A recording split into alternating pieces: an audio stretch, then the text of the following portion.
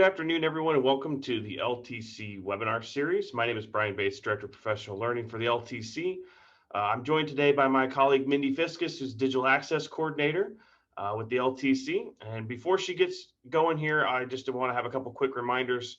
This webinar is being recorded and will be available on our website there that you see on your screen, ltcillinois.org/events/webinars under the on-demand section at the bottom later on this afternoon. We'll also be sending out evaluations for evidence or for professional development credit later on this afternoon as well. If you have any questions throughout the webinar, please feel free to put it in the chat. Otherwise, Mindy, whenever you're ready, feel free to take over and get us started. Okay, thank you, Brian. So welcome to the webinar on E-rate bid evaluations and contracts. Let me go ahead and share my screen. Oh, Brian, I need you to stop so that I can share. Here we go. And share, and we'll get the presentation up and going. Perfect. Okay, so thank you for joining me today in the middle of the frozen tundra that is the state of Illinois today. I'm assuming most of you are on either e-learning days or snow days, so thank you for taking some time and joining us here on this webinar series. This is the 2021 E-Rate Essentials webinar series, and like I said, today we will be talking about bid evaluations. For those of you who have not met me, I am Mindy Fiscus. I'm the Learning Technology Center Digital Access Coordinator, as Brian said. I'm also your state E-Rate coordinator, one of two. Erate at the State Board of Education is our other state E-Rate coordinator. And so I manage all things E-Rate. I am that weird breed that actually enjoys and loves the program and am happy to share my knowledge with others. So if you need any support with your E-Rate applications, do reach out and I would be happy to walk you through that. I also stay involved in all things broadband in the state of Illinois. Before we move forward with today's presentation, I will give you a reminder that the deadline for the 471 this year is March 25th of 2021, which means our deadline for the 470 this year is February 25th. So if you've not gotten your 470 filed, now is the time to do so. We are in the middle of our 471 tour, which is all virtual this year, and providing support for the application process for the 471. If you missed our 470 tour and would like a video demonstration, there were a couple of those sessions recorded. You can find them under, I believe it is services and then E-Rate applications, and there's a little blue logo that says click here, and there should be some recordings of our 471 or our 470 process, one of our 471s, and registration for all of these dates. So had one this morning with the Moline area. We've got 3 more on the calendar. If you're interested in doing your 471 with us, please do join one of the workshop tour dates, and we would be happy to walk you through the process. We do cover bid evaluations a little bit in the process, but I'm going to cover it more in length today than we do in the 471s, and hopefully get you guys a little bit more background knowledge on bid evaluations and contracts, what's considered a contract, and how to go about uploading a contract to the EPC portal, which we do as part of the tour, but I thought I would do it as part of today's webinar as well. If you have not joined our LTC community, I encourage you to do so. There is an E-Rate group in our LTC community where we share information and converse about E-Rate. There are several other groups within the community as well. If you haven't heard yet, our community is getting a new facelift. So we will be moving to a new platform here shortly, here in the next couple of weeks, it sounds like. And that platform will hopefully be familiar to all of you. Those of you at least that are comfortable in communicating with like COSIN and ISTE and some of our national organizations. We chose this new platform because it does match what they're doing. It's the same platform they use. One of the cool features about it, I think, is that you can change your communication style for each group. So if you want to get your IT information at a digest at the end of the day, you can do that for that group, and then get your E-Rate information minute by minute just as soon as somebody sends something out. So you can kind of change your communication styles, which I think is neat. It's also a really user-friendly format. Not that the platform that we have is not. It's just got a little bit different feel to it. So don't be surprised if you log in and you haven't been in for a while and things look a little differently. So the first thing we're going to talk about today, and I am watching my little 7-pound monster here in the corner as my family's going out sledding. We might have some crying dogs here in a moment. But the first thing we're going to talk about is bid requirements and disqualifications. So you are welcome to, in your 470s, put some disclaimers on there. You're welcome to say, I want this bid only to this email address, or I want this bid only in an electronic form. Don't send it to me based in paper. You can say, I only will accept bids up until this date, as long as you've waited your 28 days as required by the program. You're allowed to specify a date.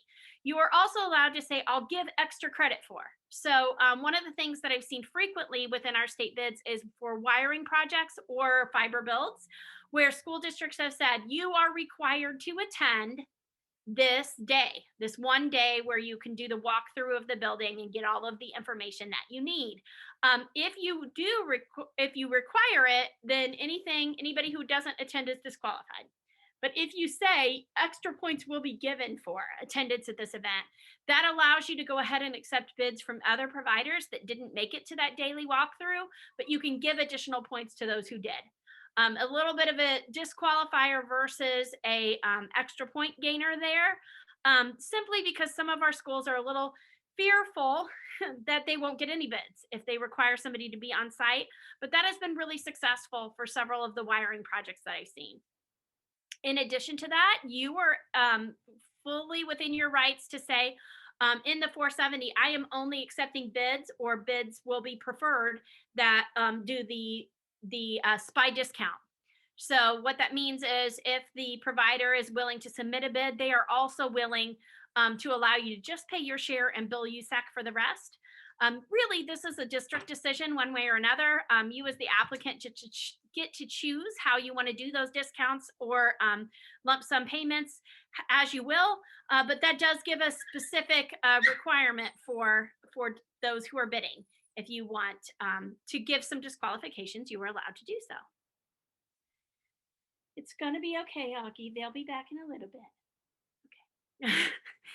Okay, so beginning your evaluation process. So hopefully you've waited the 28 days that are required by the program before, after posting your 470. If you aren't sure when those 28 days start or end, you can go into the portal and you can take a look at your 470, and it will give you an allowable contract date. Also, I've noticed last year and this year, the system does automatically send you an email and let you know when your allowable contract date has been achieved. So it will send you an email and say, as of today, you can go ahead and sign any contracts and move forward.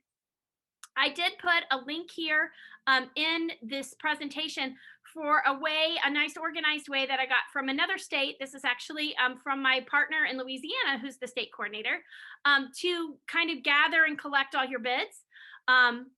Some of you will only get a handful of bids and may not feel like something like this is necessary, but it was a really nice way of organizing and keeping track of your bids if you are a person who wants to stay super organized. So I'm going to make a copy of that and put it in the chat for everyone in case you want to have a copy of that document. And I will be uploading it to our website as well.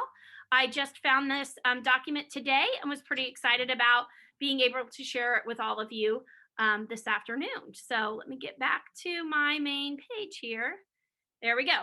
So this is a document, like I said, that Carol in Louisiana put together to kind of keep track of when all of your bids are coming in, because that can get to be a confusing process.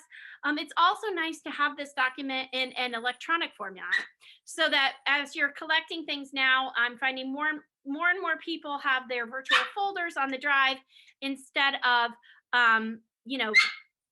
typical binders. Hold on one second, please.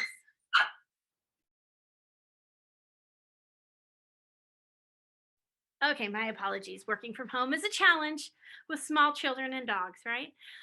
Okay, so as you're gathering your information, you are really going to want to make sure you keep track of what came in where and when those items are coming in, especially if you did have a disclaimer or a disqualifier on that date.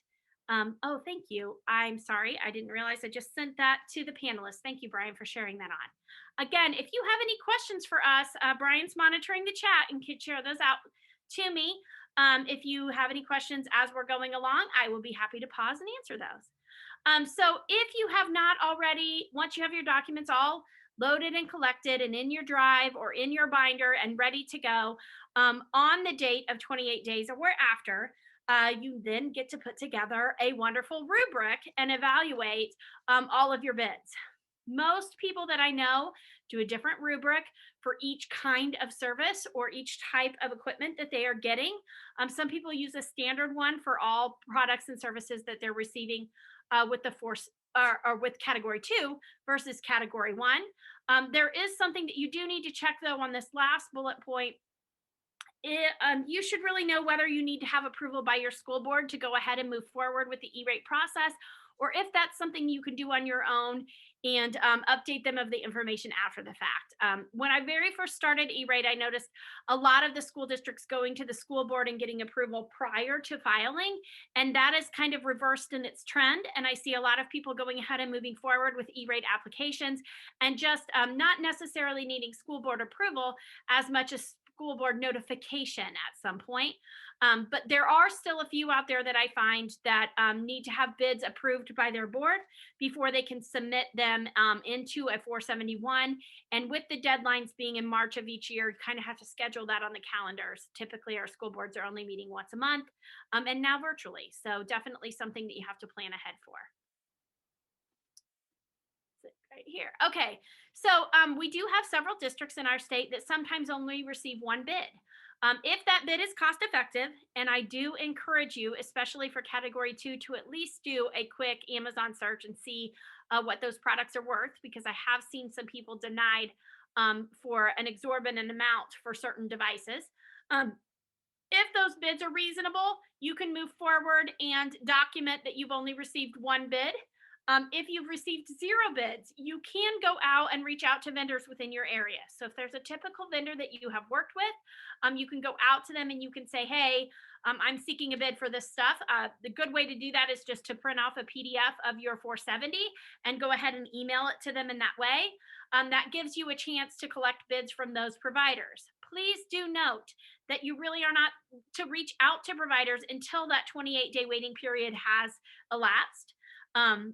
So you really are supposed to keep a quiet line of communication and not show any favoritism to any particular vendors during that 28-day window. But if you find yourself at the end of the window and you need to talk to a certain service provider or vendor and ask for a bid, you are more than welcome to do so. I've even seen people who've received one bid that they have gone out and actually sent one final notice and said, hey, I'm evaluating bids this Friday. If anybody wants to send me a bid. And so sometimes, especially if you work with a lot of local providers, that is a really nice thing to do before you just move on with the process of evaluating bids. Again, not trying really to show favoritism to anyone by any means, just trying to really make sure that you have a wide range of providers who are replying to your 471 or 470 in order to find a contract. So when you develop your scoring rubric, now this link that is linked here is just to the USAC site. They do have an example on their site. So I attached it here and I'll put that in the chat as well. So they do have a PDF example of how you can go ahead and make some scoring for your rubric. So there's an example there and I'm going to show you one too. So let me get up to the chat. And this time I will do better and not send it to the panelists, but everyone. There we go. So if you are interested in USAC's example, you can find it there at the USAC site. But when you are developing your rubric, it's important to really think about all the factors that are important to you and what will allow you to best evaluate.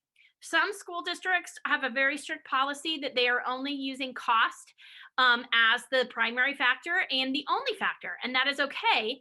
The points in the rubric are easily to add up to 100, and if cost is your only factor, that is fine, and you can move forward with that. E-rate does require cost to be the highest factor. So here's an example. of one that I have crafted. So in our example, we have 3 different bids, and this could be used for category 1 or category 2, but I had the category 2 mindset when creating it. So you can see there that cost has 50 points and that all of my points together add up to 100. It's not necessarily that cost be a half of the product. So let me make that clear first. Cost just has to be more than the others. So it could be 21 in this example and could still work out for you. It's not necessary that it add up to 100, but that's just an easy way to do math. So the way that I've calculated it out here is that I have cost as my primary factor more than anything else. And I have 3 other components that make up the rest of my bid. If the ineligible components did not really matter to me, I could have placed 25 points in both experience with vendor and local provider. Now, the reason that I put these 3 in here is these are the ones that I see most common. People wanting to take away or give points for those who match what they asked for.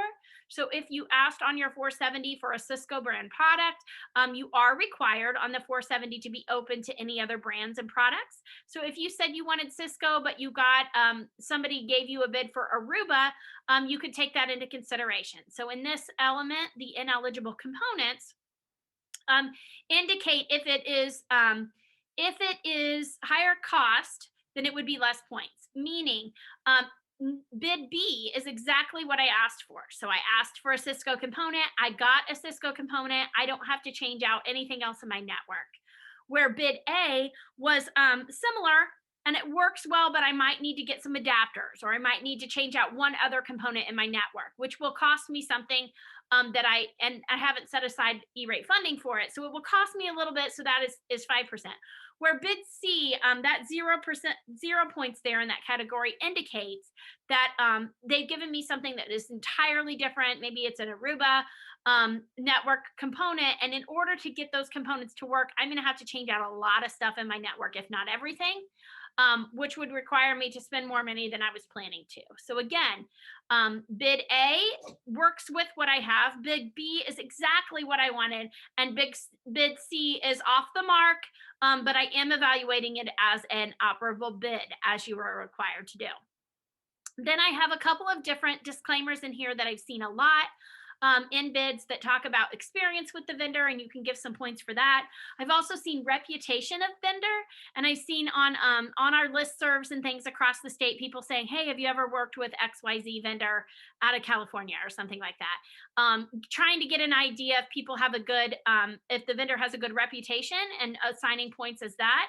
And then of course, local provider, which can be determined by local as in your town, or local as in your area, or even local to the state. So a great example of that is CDW, which is one of our state-owned companies, but it is not local if you were living down here in Southern Illinois. So a local provider might be Tom on the corner, and Tom on the corner might get a whole 20 points out of that. A CDW in that instance, because they are a state provider, might get 10, where bid A could be a provider clear out of New York or California or even another country, and they get 0 in that element. So a couple of nice, easy ways to kind of factor in your own preferences of vendor, but still keeping in mind that cost is the highest factor for points there.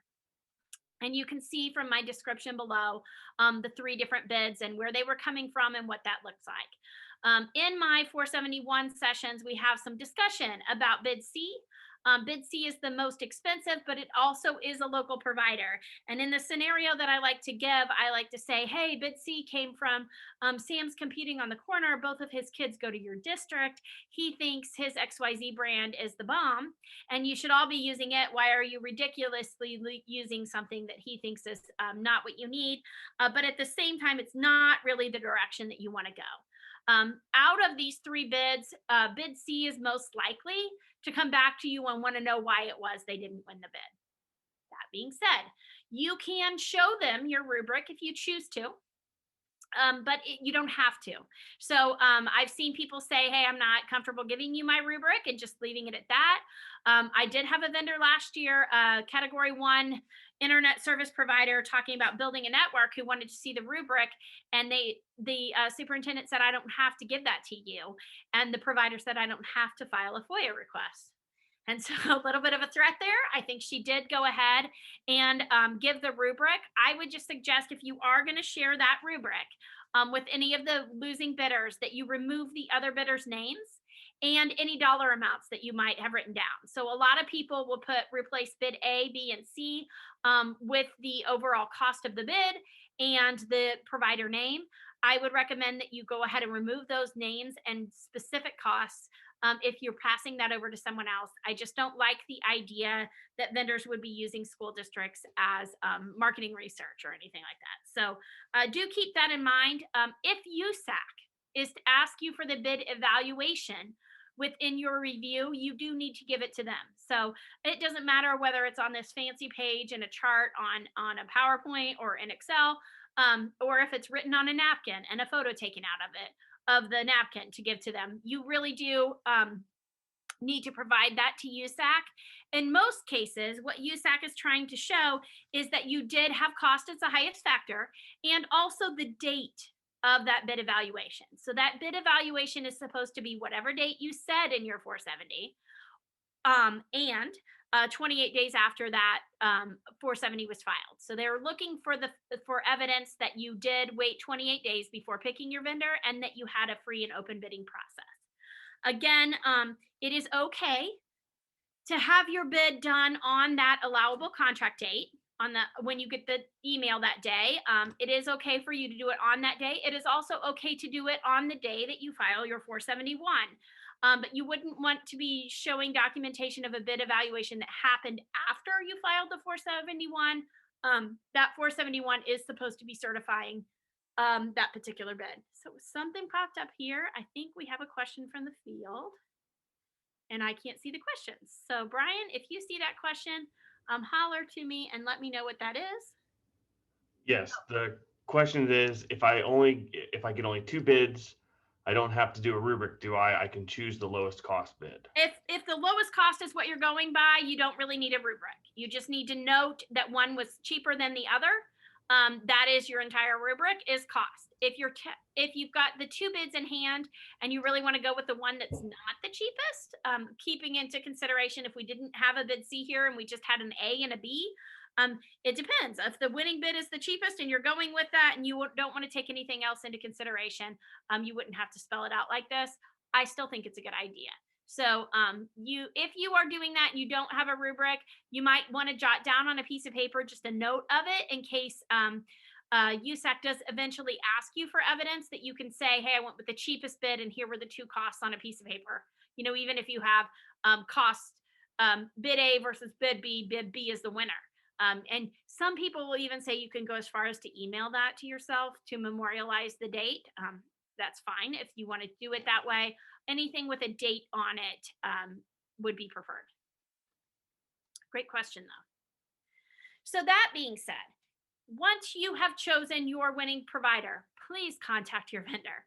So in a lot of cases now, especially over the last couple of years, vendors are putting into play some signature page that they need from you to lock in the bid and make it a contract, in essence. So they're saying basically, if you want to lock in these prices of what they are today, you're going to have to give a signature page to us. You're going to have to communicate with us, sign off on our language, etc., to hold in those prices. There's a lot of reasons for that, COVID just being one of them. Before that, we had some supply and demand issues with some of the components of the products that we were asking for in our Wi-Fi access points the year prior. And so a lot of those things have changed. We also had some different tariffs and things that have come into play, and a lot of the products are coming from overseas.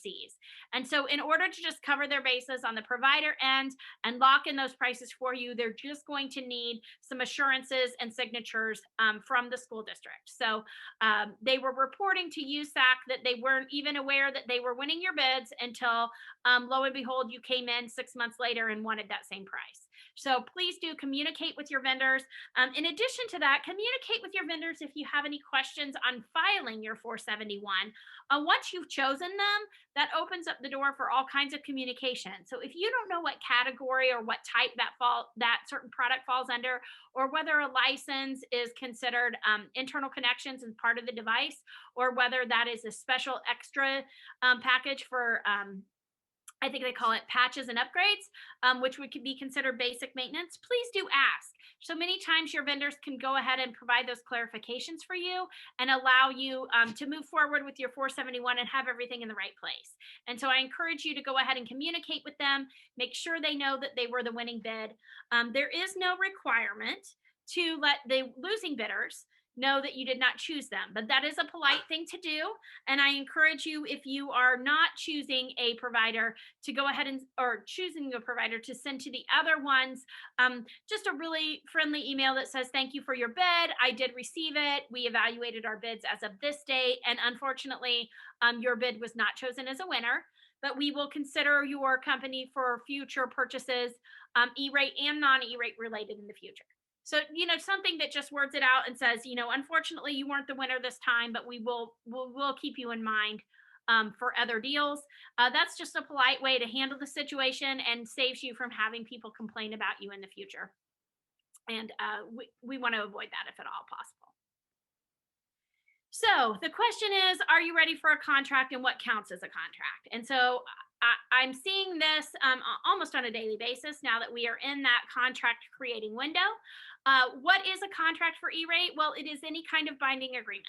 So that could be a different explanation from the school district perspective than it is from the vendor perspective.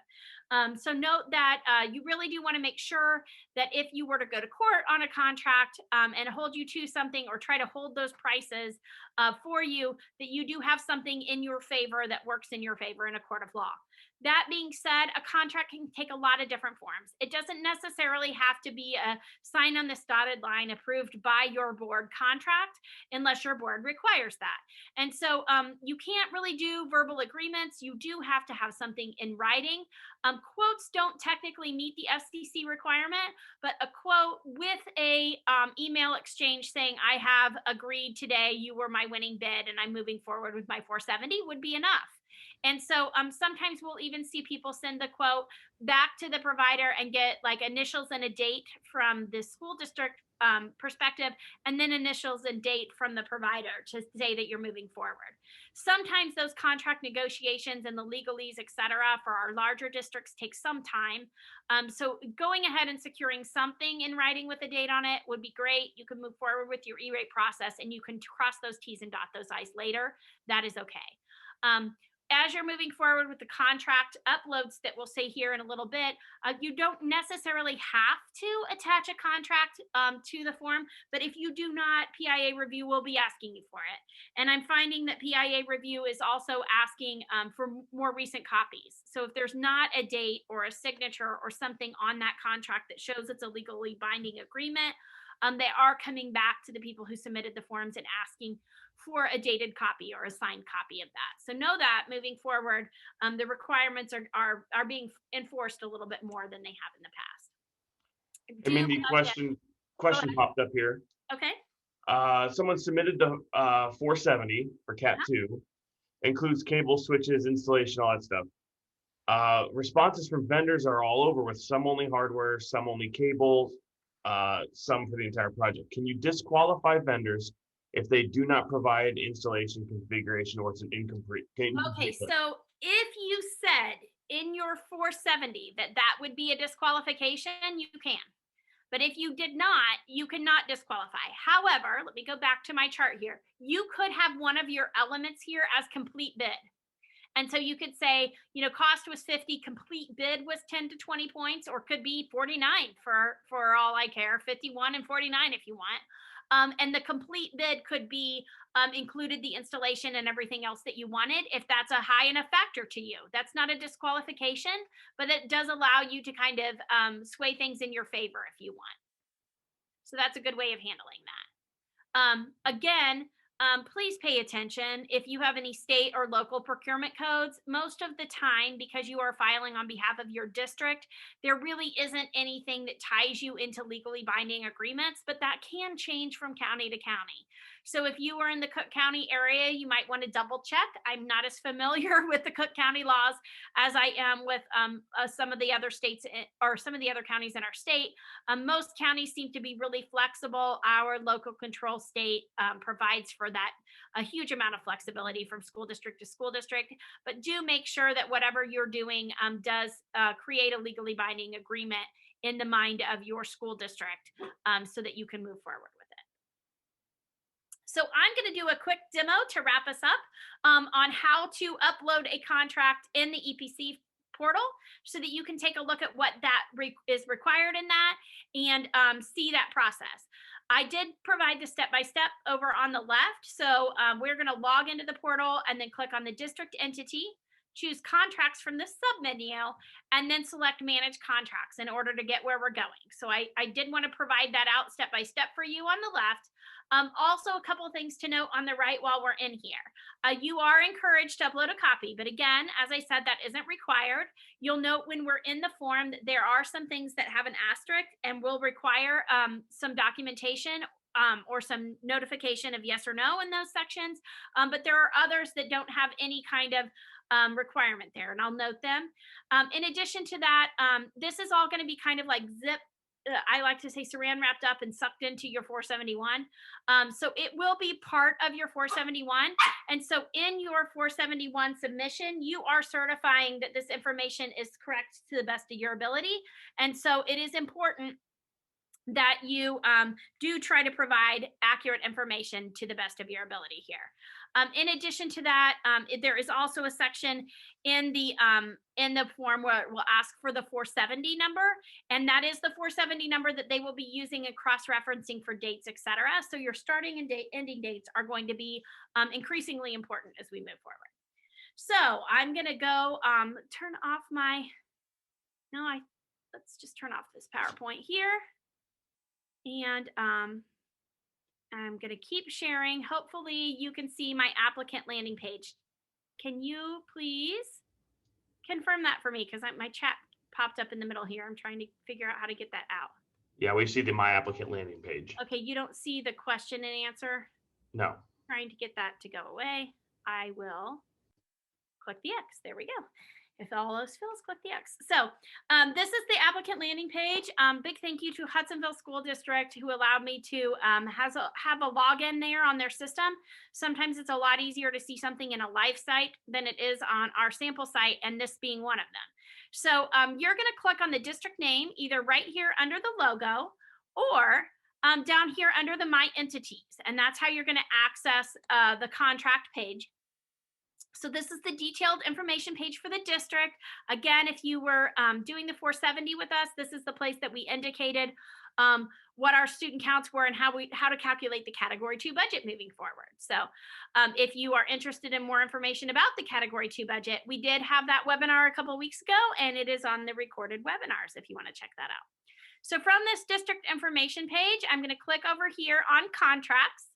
Once I'm on the contract page, these are all my submitted contracts. So you can see I've got a bunch of fake examples here within this platform for them. You should be seeing all contracts that you have put in the system since 2016. So there are, in some cases, several of those that are put in here. In order to add a new contract, you're going to click on Manage Contracts. And then from there, you are going to click Add New Contract. So it's important here to note that a contract that is in the system and submitted back on the last page can be attached to a 471. But a contract that is here on this page in your drafts cannot be. So draft contracts can't be attached to a 471. So it's kind of a catch-22. You have to have it absolutely complete and zipped up at the end to attach it, but you can't go back in and edit it later. So it's a little bit annoying. I'm going to click on Add New Contract. And then it wants a nickname. So I typically tell people to put in what it's for. So in this example, we'll say internet access. I always tell people to do the school year, the whole school year. So in this case, what we're getting ready for is FY 21-22, funding year 21 for Erate, fiscal year 22 for ISB. And it is, you could put the name of the provider here if you wanted. I'm going to say 3-year contract, or 36-month contract or something like that. So if I have a contract number, I could put that here, but notice it is not got an asterisk. So I don't have to put a contract number, but if I have one, I could 1, 2, 3, 4, A, B, C, D. Looks like a good contract number. So I could enter that in there. Click save and continue. And then on this next page, it says, would you like to upload a copy? Again, if you upload a copy, that is going to make USAC really happy. They will have that document for you. That does not ensure that your PIA reviewer will actually look at the document. So if they send you a question and say, I need proof of a contract, you can say, I have uploaded the contract. It's called this. Please be gentle with your PIA reviewers. That's always works in your favor. But if you say yes, you can upload a copy. And so I'm just going to come here and go to my fake document. I have a fake document ready to go for my fake contract. But when I do upload something, I need to say over here what it is. So I'm going to say fake contract, internet access, FY 2021, oops, 21, geesh, 21, 22, 3 years. And I could use commas and full sentences if I want to. Again, not required. Save and continue moving forward. The next thing it wants to know, is this a state master contract? In our case, it is not. Those are things that several other states use. A contract bidding process where the state does a bidding. And then you get to choose your winners from their winners.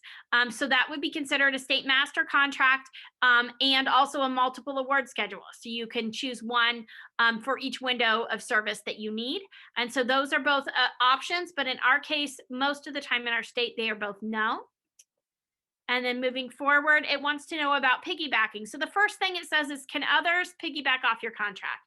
Your contract would need to explicitly say so, if somebody can piggyback off of it. So in my dream world, Chicago Public Schools will do a Category 2 contract and give bidding and pricing for all of the switches that they need. And in addition to that, they would have that be a piggybackable contract, meaning every other school in the state could get those switches at the same price that CPS is paying, simply by stating that contract is piggybackable. And then you could say down here, yes, I'm piggybacking off of CPS. To this point, I have not seen that happen, but that is something that is allowed within the system. And then it says, what is the 470? So the first question is, was a 470 posted? Yes, a 470 was posted in this case, and this is the indicator here of how many bids were received. So if I say that there were 3 bids here, they are going to expect that I will have on hand some sort of rubric that shows that I had 3 bids in hand. For the person who asked earlier about the 2 bids, you would indicate 2 here. For anybody who has finished their application process and only has 1 bid in hand, or 0, really, you could say 0 here.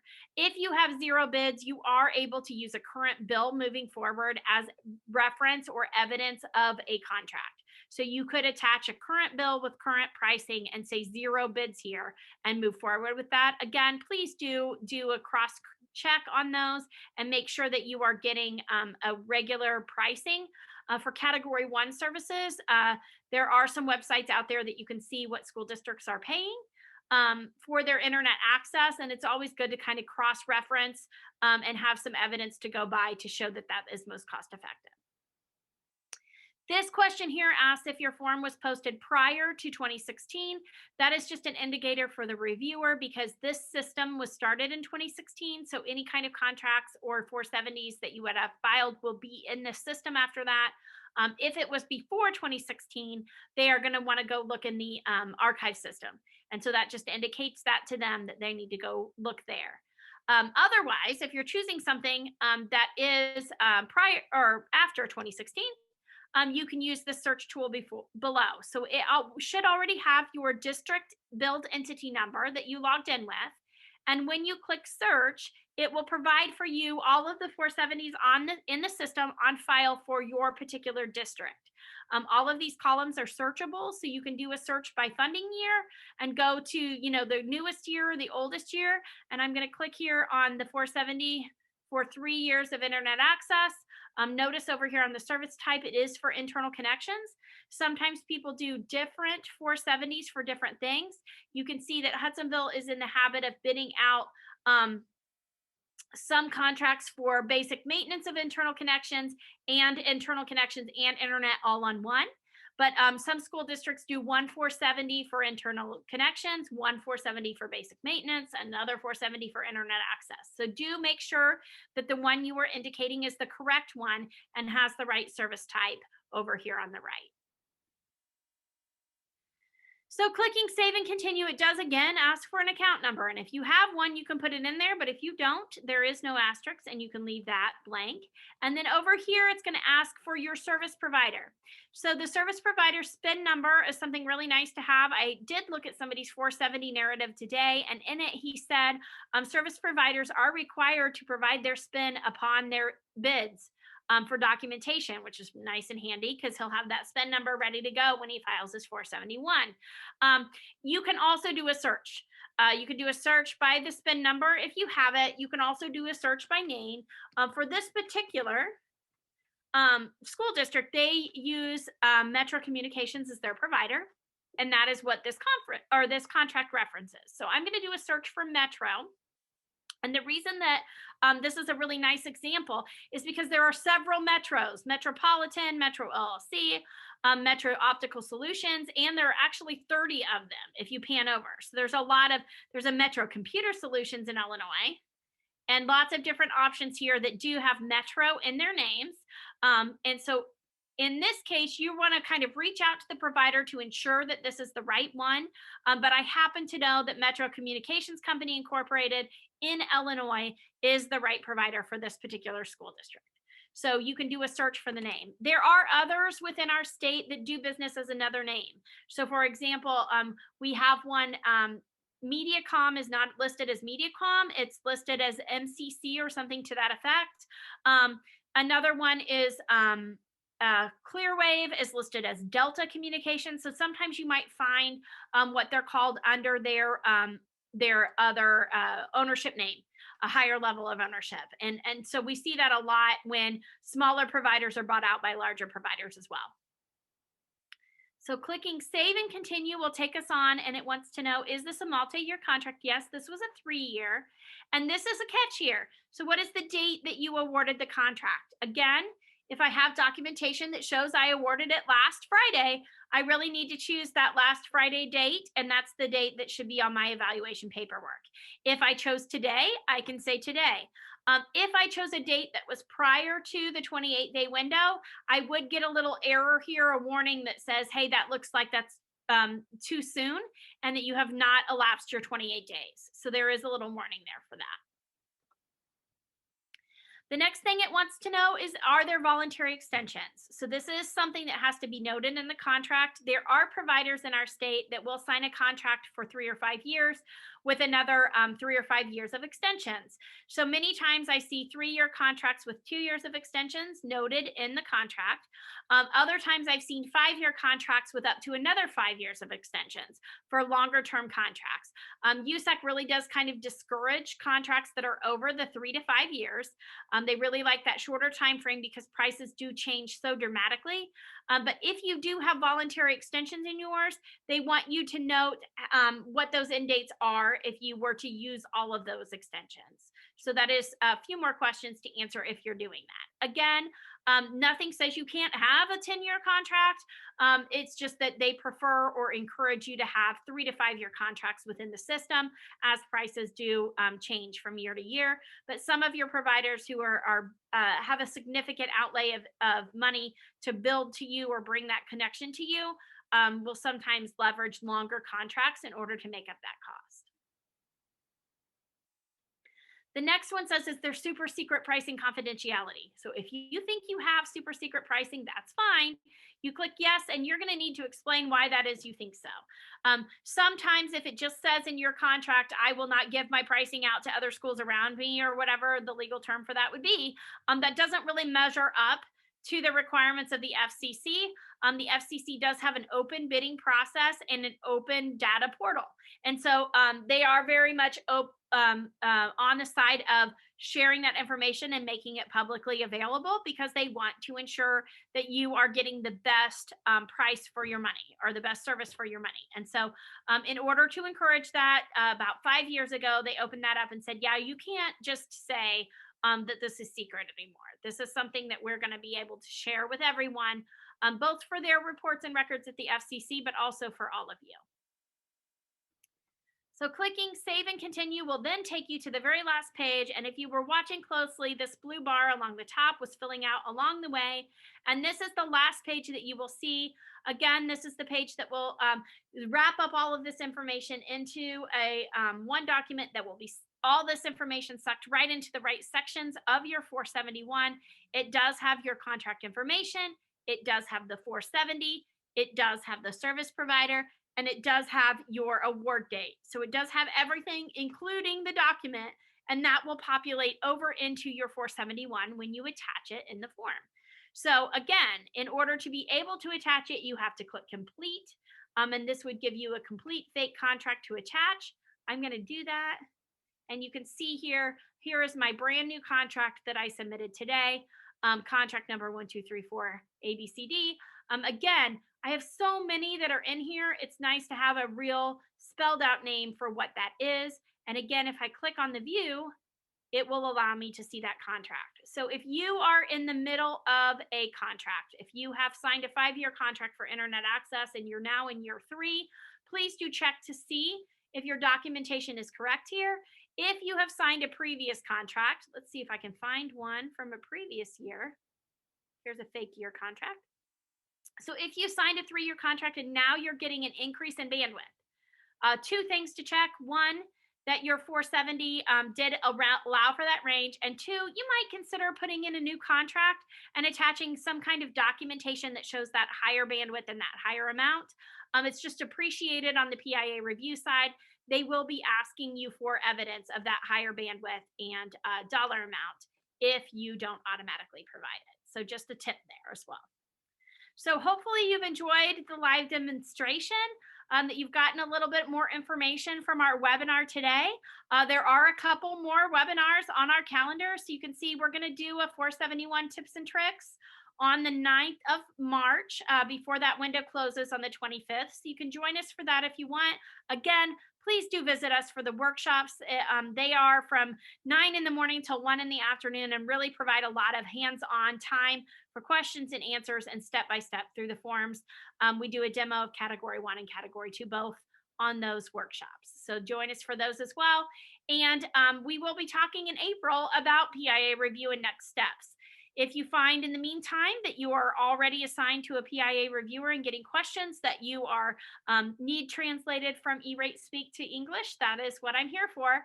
Feel free to reach out to me. I have discovered that the PIA review process has already started for those who have submitted. So there's nothing official on record that says it, but in my opinion, this is a early in, early out. The early bird gets the worm.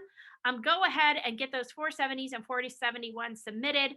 I always like to see it when Illinois is getting more money than anybody else. It only happens at the very beginning, but California tends to procrastinate. So we always look like we've got the most amount of money up front until California swings in and takes their share at the end. But so please do think ahead. It does give you some time too when you get in to file the 471. If you realize that you have forgotten something, there is still time right now to go out and file another 470. And I always hate it when that happens when it's too late to do so. So get out and join us for those. I'll stick around. I know I'm right at time, probably a few minutes over, to answer any questions that you might have. In the meantime, if you need to send me a question, you can find me at mfiscus@ltcillinois.org or follow me on Twitter @Fiscus29. Brian, how are we feeling this afternoon? It's a good thing I had that Coca-Cola and got some burst of energy. I'm feeling great. Thank you, Mindy, for your presentation today. We have not had any other questions pop up in the chat since the last ones you've asked, but we will go ahead and pause here and see if any other questions come up. Okay, well, Mindy's contact info is right there. And like I said, the recording will be available on our website here shortly. So feel free to head back to ltcillinois.org and check that out. Otherwise, Mindy, thank you, and we'll see everyone later. Thanks, guys. Have a great night and stay warm.